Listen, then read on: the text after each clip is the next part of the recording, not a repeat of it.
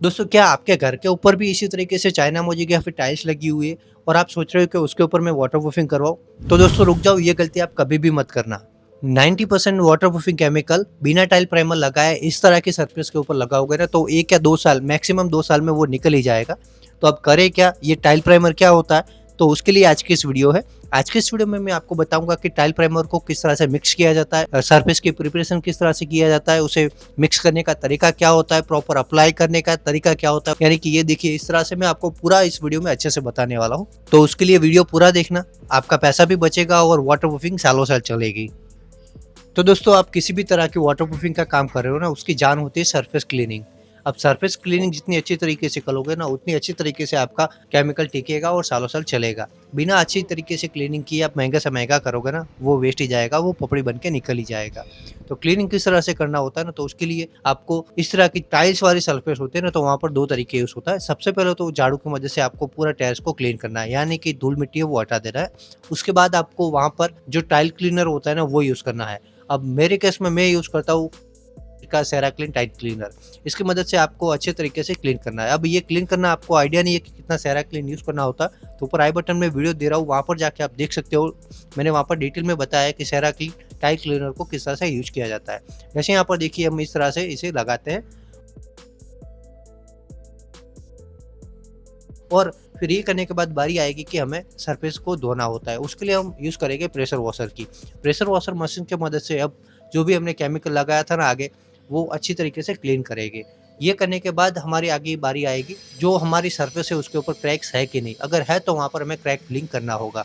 Crack filling करने के लिए जो क्रैक है ना, उसे वी ग्रूव में ओपन करना होता है। बिना वी ग्रूव ओपन करे आप क्रैक भरोगे तो वो भी वैसा ही रहेगा कि ऊपर-ऊपर ही लगेगा, अंदर पेस्ट जाएगा ही नहीं। तो इसीलिए क्रैक ओपन कर लो और फिर इस तरह से वो वी ग्रूव वाले जो अ, क्रैक है ना, उसके अंदर आपको जो हमारा पेस्ट है वो यूज़ करना चालू करना है। पेस्ट कौन-सा यूज़ करो, तो वहाँ पर कोई भी आप क्रैक फिलिंग पेस्ट यूज़ कर सकते हो और अगर क्रैक बड़े तो वहाँ पर आप पीयू सीलेंट आती है वो यूज़ कर सकते हो। अब पूरे तरीके से क्रैक भर जाए उसके बाद बारी आएगी कि यहाँ पर हमें टाइल प्राइमर लगाना है। क्योंकि मैंने वीडियो को स्टार्टिंग में ही आपको बताया था कि टाइल प्राइमर किस तरह से लगाया जाता है, वही आज मैं आपको बताने वाला हूँ।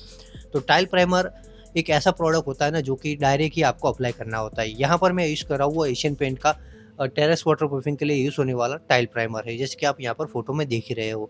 और इसके अंदर साफ-साफ लिखा होता है कि इसके अंदर आपको पानी या फिर ऐसा कुछ भी केमिकल ऐड नहीं करना होता है, डायरेक्ट अप्लाई करना होता है। तो उसके लिए एक इस तरह का टब या फिर कोई भी बकेट ले लीजिए जिसके अंदर आपका रोलर जाए। और रोलर कौन-सा? तो रोलर भी आप देखिए, ये इंटीरियर रोलर है, यानी कि जो हमारी सरफेस है वो एकदम स्मूथ है, टाइल है तो स्मूथ ही होगी। तो वहाँ पर हमें स्मूथ रोलर ही लेना है और अच्छी तरीके से अप्लाई करना है। अब अप्लाई करने के लिए सिंपल सा इस तरह से जो हमने कंटेनर लिया है जिसके अंदर हमने हमारा टाइल प्राइमर निकाला है, वो डिप करना होता है, फिर इस तरह से लगाना होता है। अब आप बोलोगे कि यार सर, आप इस तरह से लगा तो रहे हो पर इसकी कवरेज कितनी है, ये कितना टाइम तक करना है? तो ये आप ऐसा कोई इसके ऊपर टाइमिंग नहीं होता है, रोक-टोक नहीं होती कि इसे आप 1 घंटे में करना होता है या फिर 2 घंटे में करना होता है। ये आप अपने हिसाब से जितना टाइम लेके करना चाहो ना कर सकते हो। पर हाँ, इसकी कवरेज होती है। ये 1 लीटर के अंदर 180 से 200 स्क्वायर फीट कवर करता है और इसकी प्राइसिंग 650 से 700 रुपए पर लीटर होती है। ये बात आपको ध्यान में रखनी है। आपके यहाँ आप खुद कर रहे हो तो भी और आप अगर पेंटर हो तो भी। पेंटर के लिए मैंने इसलिए बताया क्योंकि ये अगर आप प्रोसेस करोगे ना, तो आपके कम से कम थोड़ा बहुत प्राइस बढ़ जाएगा, तो वो आपको क्लाइंट के साथ बात भी कर लेनी है कि इस तरह से हम सर प्रोफेशनल वे में काम कर रहे हैं तो इतना थोड़ा चार्ज एक्स्ट्रा लगेगा।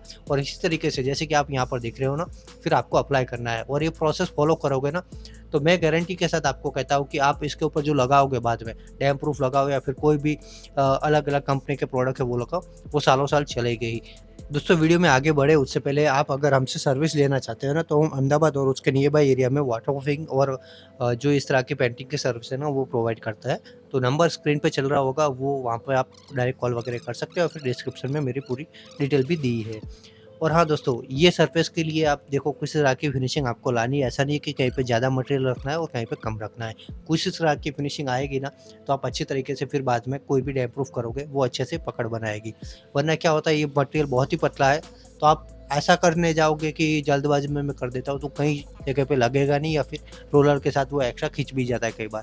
तो आपको वो सँभाल के और फिनिशिंग के साथ करना है। अगर आपको लगे कि अच्छे से नहीं हुआ तो दूसरा कोट भी कर लो, तो वो करने से आपका फिनिशिंग अच्छे से आ जाएगा और फिर आपका डैम्प प्रूफ या फिर कोई भी केमिकल लगाओ वो सालों साल चलेगा। और हाँ दोस्तों, ये बता दूँ, ये केमिकल भी वाटरप्रूफ होता है, तो एक एक्स्ट्रा लेयर आपकी वाटरप्रूफिंग की बन जाएगी। उसके ऊपर तो आप वाटरप्रूफिंग केमिकल लगाओगे ही।